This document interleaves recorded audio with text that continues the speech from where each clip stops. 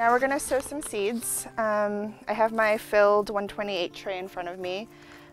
Today we're going to sow some scabiosa, which is a lovely flower. So I always like to start out with writing my label and marking my tray even before I sow the seeds, because if you get called away and you come back, it gets a little confusing. So I've labeled my tag and I'm putting it in the corner.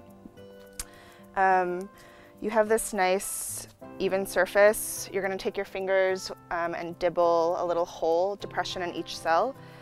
This is really fun. I feel like I get to apply my piano skills more than I do in any other area of my life. Just think about how deep you want your seed to be sown and match your dibble to that. Now we're ready to actually sow, and there's a few different ways you can sow your seeds. You can use a fancy seed dispenser. If you don't want to use that, you can just take a simple sheet of paper, a little piece of cardboard, and you fill your seed in there, and you can either take a pencil or just tap it lightly and drop your seed into each cell. The lowest maintenance way to sow seed is to just drop it into your hand and pinch the seeds into the cells. I like to use the card, and so that's what I'm going to do.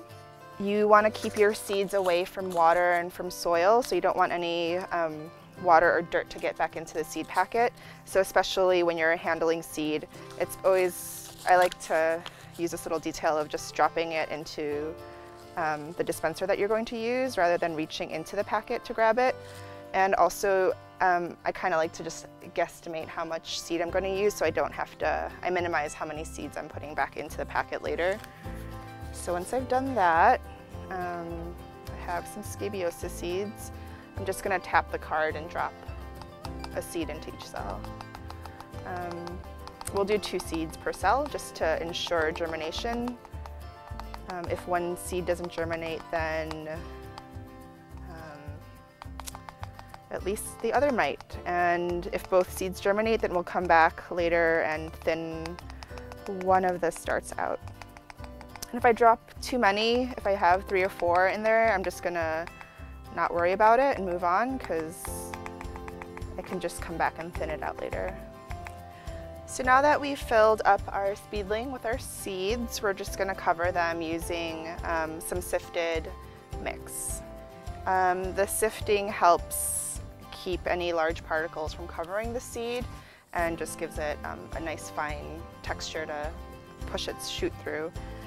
So we're just using an over-the-counter colander, and we filled it with the same mix, and I'm just going to shake it over the seed kind of in a linear pattern. So again, we're thinking about evenness and consistency throughout the whole tray.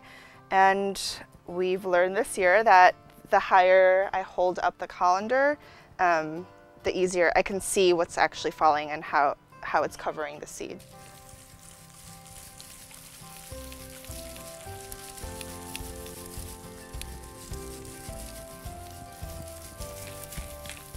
And you're done.